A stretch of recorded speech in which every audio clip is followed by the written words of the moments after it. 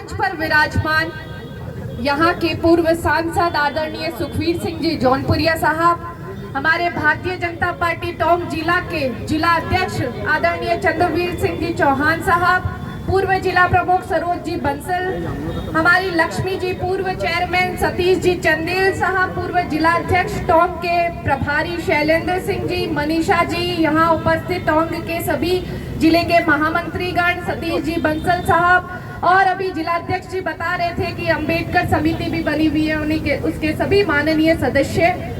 और आज 14 अप्रैल है, बाबा साहेब डॉक्टर भीमराव अंबेडकर साहब जो कि संविधान के निर्माता, महान समाज सुधारक, समाज में समानता जिन्होंने लेकर आने का कार्य किए, ऐसे महान व्यक्तित्व की 135वीं जन्म जयंती है। तो मैं अपनी बात को प्रारंभ करने से पहले सबसे पहले बाबा साहेब के श्री चरणों में अपना प्रणाम अर्पित करती हूँ।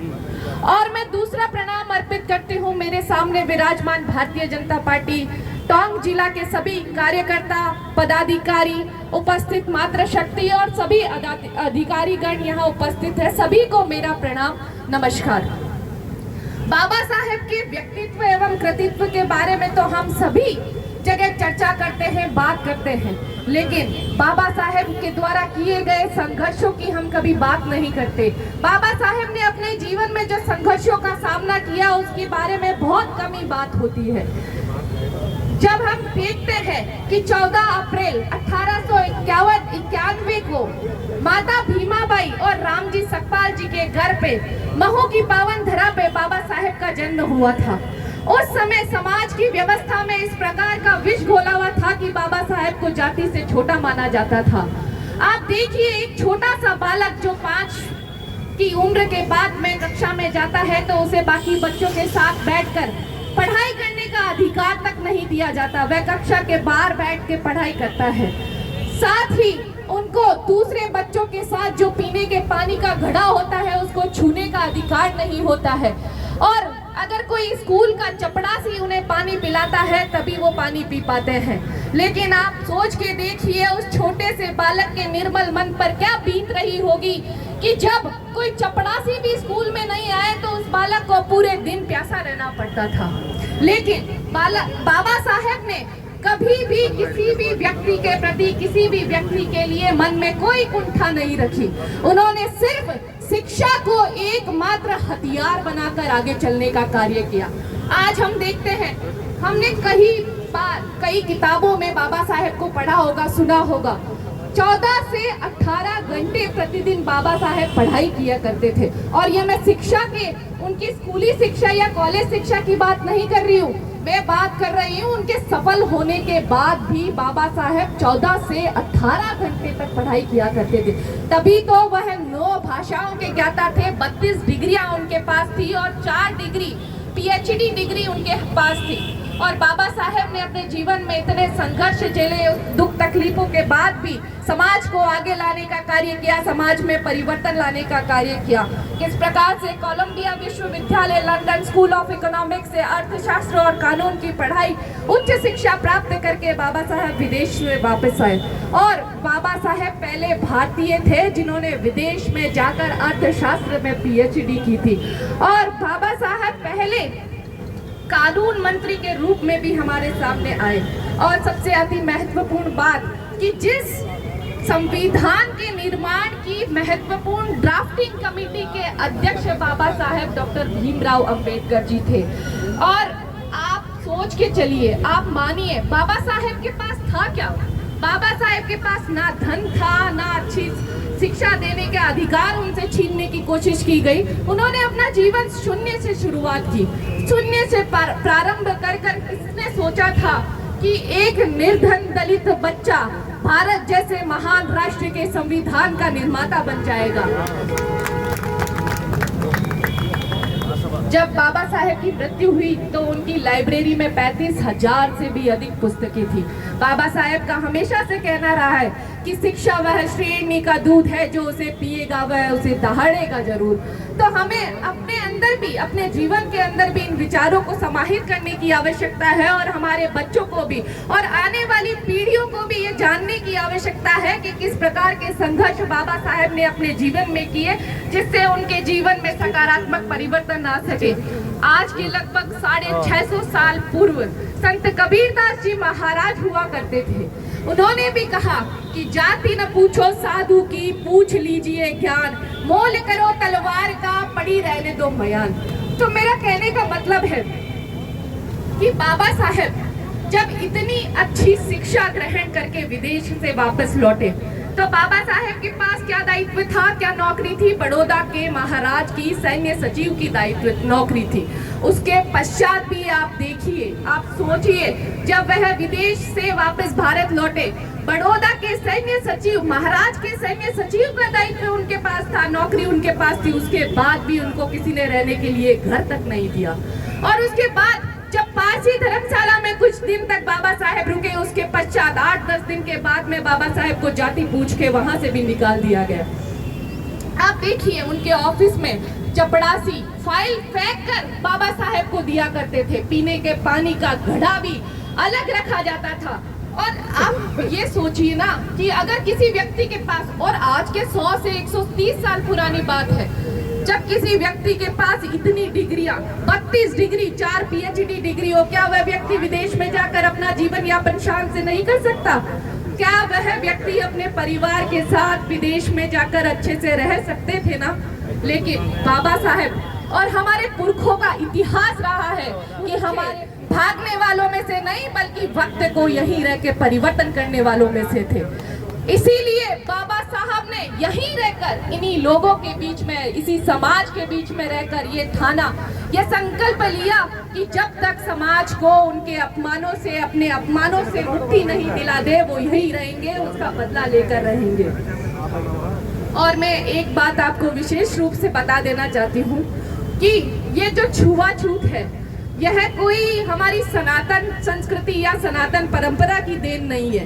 ये छुआछूत देन है तो हमारे भारत में हुए विदेशी आक्रमणों की देन है, जिन्होंने फूट डालो और राज करो की नीति को अपनाया और आगे बढ़ाने का कार्य किया। क्योंकि हमने अनादिकाल से देखा है कि जब जब भारत में किसी भी धर्म और जाति के आधार पर किसी भी महिला और पुरुष के साथ कोई भेदभाव नहीं करता। श्रीमद् भगवत गीता में भी भगवान श्री कृष्ण ने अर्जुन से कहा कि चतुर्वर्णे मया सृष्टम गुण कर्म विभागश, कि हे अर्जुन, मैंने अपनी सृष्टि को 4 वर्णों में विभाजित किया है और बंटवारे का मुख्य आधार सिर्फ और सिर्फ गुण और कर्म है। तो जब भगवान श्री कृष्ण ने उस समय ये बात कही तो कैसे भला हमारी सनातन संस्कृति और सनातन परंपरा इसके विरुद्ध जा सकती है? और लोगों का मानना था कि बाबा साहेब सिर्फ दलितों के नेता हैं। मैं आपको आज बता देना चाहती हूँ, मेरी मातृशक्ति भी विराजमान है। महिलाओं के लिए बाबा साहेब ने अपनी हकों की लड़ाई के लिए लड़े, ओबीसी वर्ग के हकों की लड़ाई के लिए लड़े, महिलाओं को संपत्ति में समान अधिकार दिलाने के लिए, महिलाओं को पुरुषों के बराबरी के अधिकार के लिए उन्होंने हिंदू कोड बिल के लिए भी लड़ाई करी। तो इस प्रकार से बाबा साहेब को एक दलित वर्ग के नेता नहीं होकर सर्व समाज के सभी के नेता बाबा साहेब थे।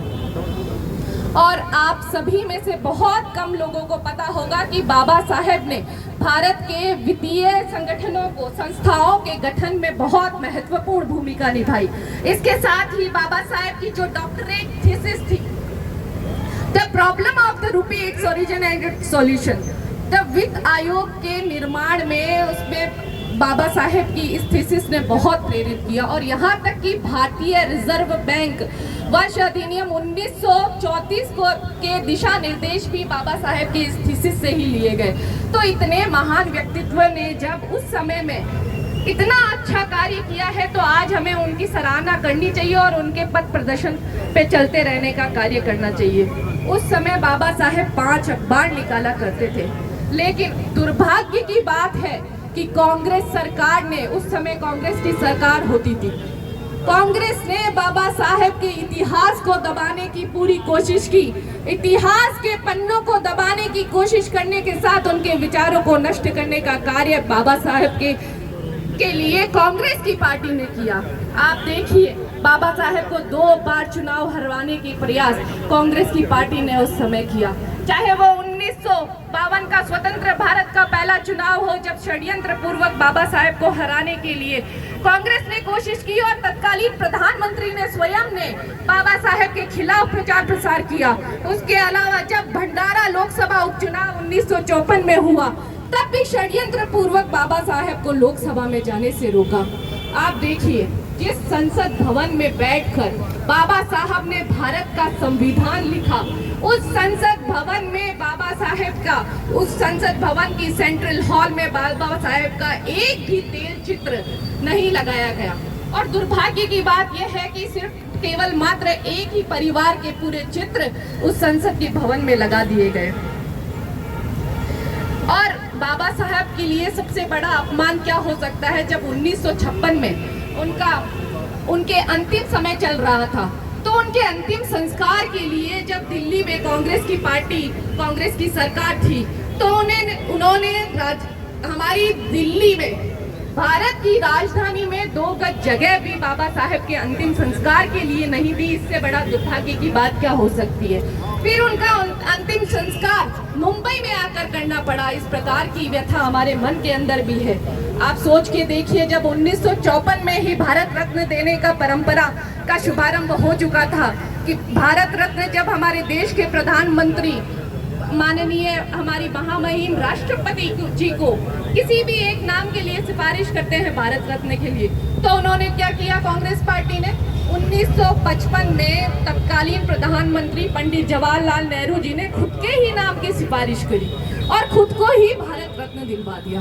उसके बाद इसी परंपरा को आगे बढ़ाते हुए 1971 में उनकी सुपुत्री तत्कालीन प्रधानमंत्री इंदिरा गांधी जी ने भी यही परंपरा को आगे बढ़ाते हुए भारत रत्न ले लिया।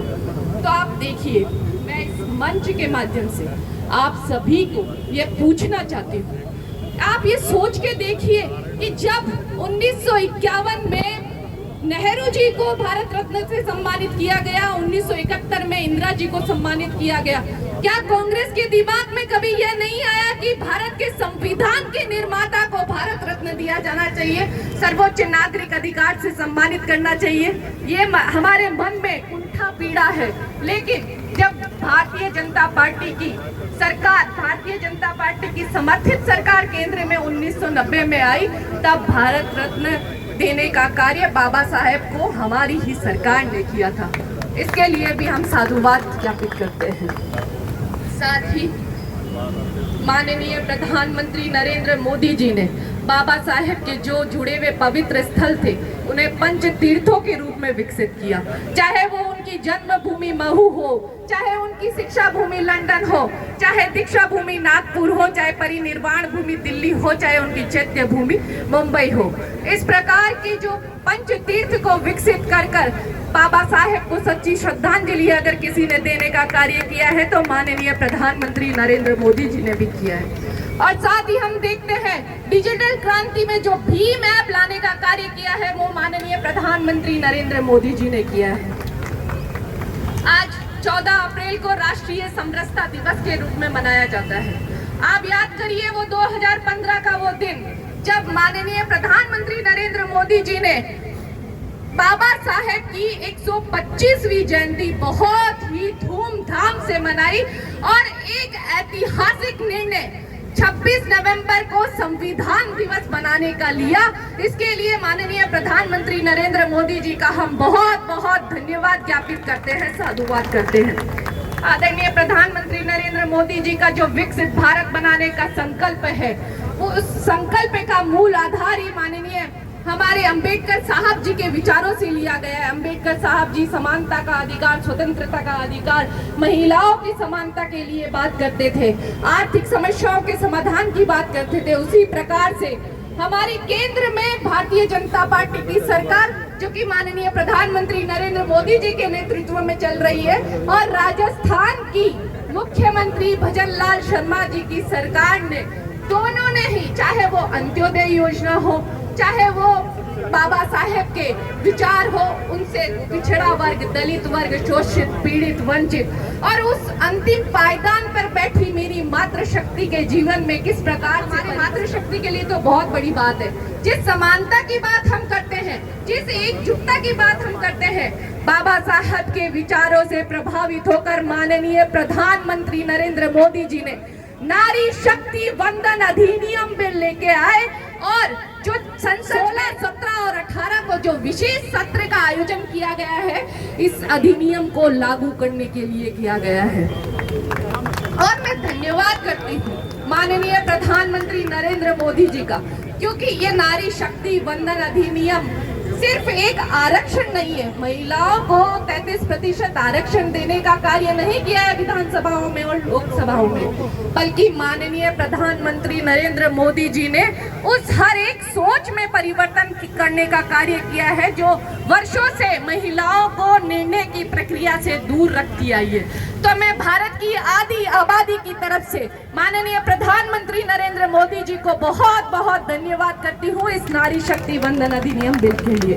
और मैं आप सभी उपस्थित मातृशक्ति पुरुष भाई सभी से मैं आग्रह भी करती हूँ, भारतीय जनता पार्टी के पदाधिकारी कार्यकर्ताओं सभी से आग्रह करती हूँ कि इस नारी शक्ति वंदन अधिनियम बिल को प्रचार करने की हमें आवश्यकता है, हमारी बहन बेटियों को निकालने की आवश्यकता है। अब तो 33% आने वाला है, कल से परसों से संविधान में विशेष सत्र आने वाला है, तो महिलाओं बहनों को निकालिए और उनको अच्छी शिक्षा के साथ में उनको अच्छे ऐसे संस्कार दीजिए कि वह पंचायत से लेकर देश की संसद तक परचम लहराने का कार्य करें। अंत में सभी, जब आप सभी ने मुझे बुलाया, मान सम्मान दिया, बाबा साहेब का आशीर्वाद हम सभी पे सदैव से बना रहे, इसी शुभकामनाओं के साथ आपका बहुत बहुत धन्यवाद, बहुत बहुत साधुवाद। बोलो भारत माता की जय हो, भारत माता की जय हो, बाबा साहब अमर रहे, बाबा साहब अमर रहे। बहुत बहुत धन्यवाद आप सभी का।